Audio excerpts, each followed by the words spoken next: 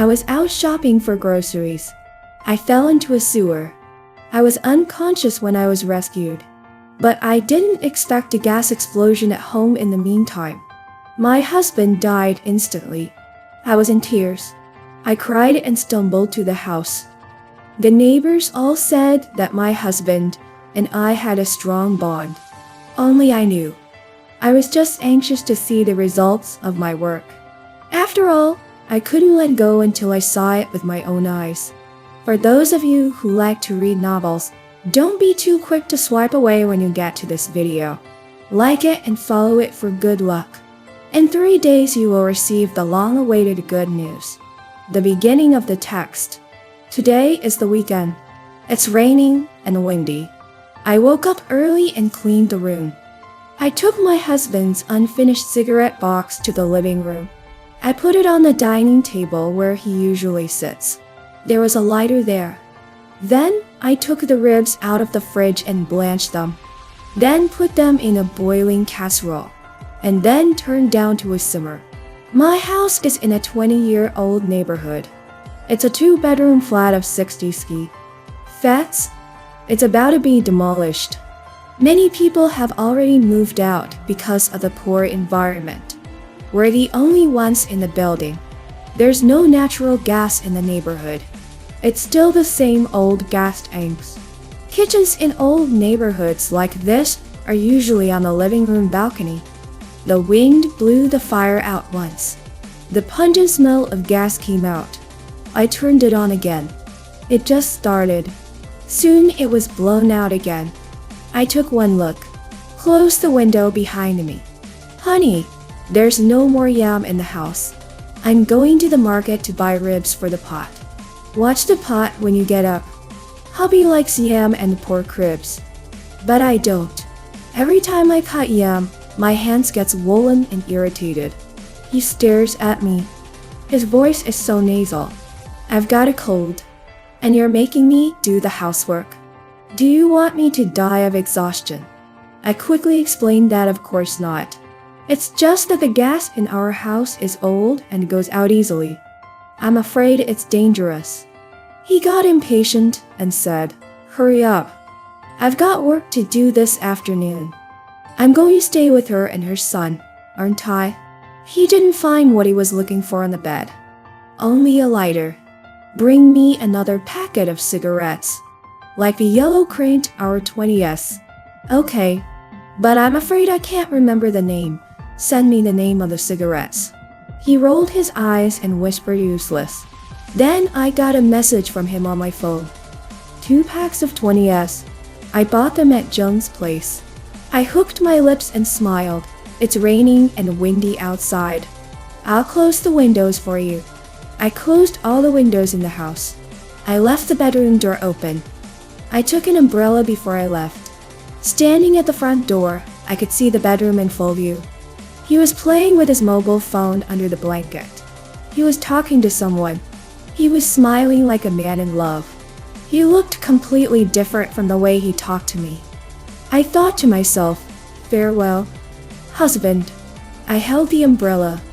10 minutes later, I went to the market and bought yams. I always buy them here. The owner was very talkative. We chatted for a while. The owner said it's raining and wet a day, and there's not much business. He asked me why I came out to buy yams on a rainy day. I said my husband loves them. It's not easy for him to have a day off today. So I made him some pork ribs with yam. The boss said I'm really good to my husband. He's really lucky. I looked shy at the right time. After buying the yam, I checked the time. It's only been 15 minutes. It's a 10-minute walk back. Our building is near the east gate. It's less crowded. The main entrance is at the south gate. If you want to buy cigarettes, you have to go to the south gate. To get to the south gate from the market, you need to take another road. There's no surveillance on this road. When it rains, there's not much traffic. This road has been potholed for 9 years and is in a state of disrepair. The road has been fenced off and is being repaired. And there's a sewer opening on the sidewalk. The lid is open. The road is a mess. To cross the road, you have to go through this sewer. In order to avoid any unexpected witnesses, I was holding an umbrella. With my head down, I stepped on a stone. My center of gravity was unsteady. I fell heavily into the sewer. The height of a few meters didn't hurt me very much, didn't. Just a few bruises. I didn't expect that. After all, I've never experimented with it. But the good thing is that I can't seem to feel my right leg. I looked at it. It's swollen and blistered.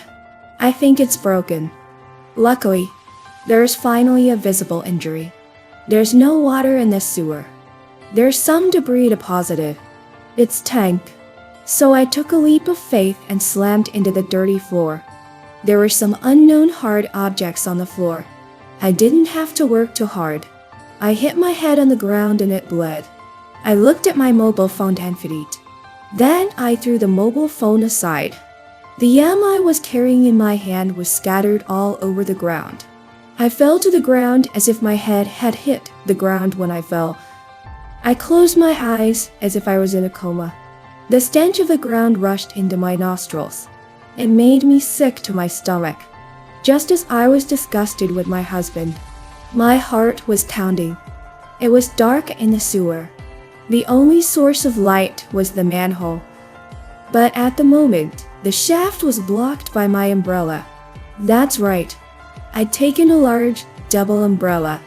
I took a big double umbrella just to make sure it would get stuck in the shaft. Because this umbrella is my life-saving tool. I was hoping I wouldn't be found out so early. I fell into the sewer. Every second was so long. It seemed like a century. I faintly heard the siren of a fire engine. My heart shook. I thought I'd made it. I wanted to get up right away, to see for myself if my husband was dead or not. But I knew I couldn't. I had to stay unconscious and wait for help. It wasn't long before my mobile phone buzzed and vibrated. I ignored it. The phone rang until it naturally stopped. All my mobile phones are set to vibrate. The next thing I know, my phone starts vibrating again. Through the internet, I could feel the other person's anger. But it doesn't matter to me anymore. I'm still in a coma. How can someone in a coma answer the phone? I don't know how long it took. I heard someone talking. Then someone yelled, "Someone's fallen down the drain." I was saved. Someone called 911. I was put on a stretcher in a daze. I was in an ambulance. I was in the hospital. My leg was in a cast. My head was wrapped in gauze. I had a needle in the back of my left hand. I was on NIV drip. The nurse handed me my mobile phone. She looked at me with sympathy. "You were in a coma." The phone was ringing off the hook. Hundreds of missed calls. "We answered them for you. It's your mother-in-law. I've told her about your situation. She should be here soon." I'm grateful. Thank you. How long will it take for me to be discharged? My husband is still at home, waiting for me to take the yam back to cook pork ribs. The nurse looked at me with even more pity. "There's still an hour to go. You have a broken leg and a concussion. Get some rest. Don't think about the ribs." I know why she looks like that. I think it's because as soon as I got off the phone, my mother-in-law scolded me first. She even said something about my husband's accident. But the nurse couldn't bear to tell me for the sake of my injuries. I'd like to know what happened. After all, I went through so much trouble. I even made myself look like this. If it didn't work, I'd be damned. Soon I found out the answer I'd been longing for. Ignoring the nurse, my mother-in-law rushed in. She slapped me in the face. My face swelled up. Blood came out of the corner of my mouth. I was dizzy. The wound on my forehead also bled. This old woman is still so cruel. I was so dumbfounded that I shouted, "Mom." Then I burst into tears. A vicious mother-in-law. A daughter-in-law who's been bullied. The patient and the nurses saw her in front of their eyes. She was stopped and couldn't hit me again. So she started yelling at you, "You're a loser. Shameless bitch. You're the one who killed my son. I'll kill you. Why did you go out? You bitch. Why did you leave my son alone? Now he's dead. You killed him. I'll kill you. I'll make you bury my son with me." I froze. I lost control and asked, "Ma, what did you say? Who's dead? What did you say about Ho Chu?" He Chao is my husband's name. My mother-in-law sat down on the floor and cried. She kept cursing me. I pulled out the needle from the back of my hand and tried to get up. Because my leg was in a cast, I fell down in front of her. I cried and begged my mother-in-law, "Mom, tell me what happened to He Chao." Slaps and fists fell on me again. But I didn't feel a thing and didn't resist. Despite the nurse's objections, I grabbed my mobile phone and jumped outside on one leg. This is the orthopodica department. There was a crutch at the door.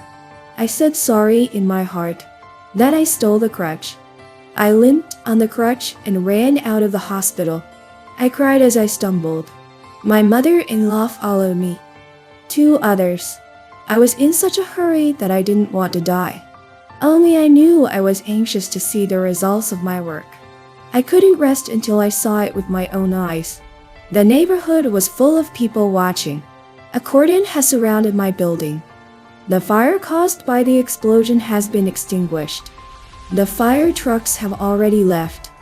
The police at the scene are investigating the cause of the fire and explosion as well as the cause of the victim's death, to determine whether it was an accident or man-made. From the outside, the house was not burnt very badly. There are some burn marks. It's a good thing that no one lives in the neighborhood. That's why I dared to use this plan. He Chao deserves to die. But I can't involve the innocent. Then the police chased me away. I shouted, "That's my house. What's going on? My husband is still in there. Please let me in. Please." I sat on the floor, bawling in despair. There was still water on the ground from the rain. The water soaked my trousers. My leg was in a cast. My face was red and swollen with 5 fingerprints. The gauze on my forehead was seeping with the blood. And with my cries at the top of my voice, anyone watching would have sighed at the tragedy. It wasn't raining so hard that day, but it was still raining on my face. I couldn't tell rain from tears. Poor me, I lost my husband in my 30s and became a poor widow. My husband died a horrible death. And what's worse is that I don't have any children. After this shock, how am I going to live in the future? These are the words that people whispered in sympathy to me when I was crying. I can't have children because of my mother-in-law. The whole neighborhood knew me as a hard-working and filial person. Soon my mother-in-law and I were taken to the police station. I was uncomfortable with the police's scrutinizing gaze. They took me to a room. There was a table and 3 chairs. There were 2 policemen. One for questioning, one for recording. Don't be nervous. Ms. Lee, we're just doing a routine investigation. Just answer truthfully. I hung my head, drowning in my own sorrow. The police asked why all the windows were closed.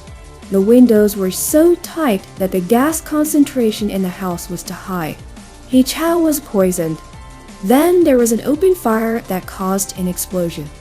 I was surprised. Close the windows. I didn't close the window. I think my husband got up and closed them. It's raining today. He's got a cold again. I heard him complaining when I left. The wind gave him a headache.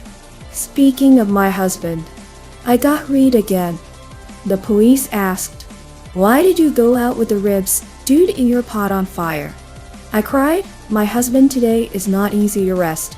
He can have dinner at home. He has to go out in the afternoon after dinner. He loves yam and pork ribs."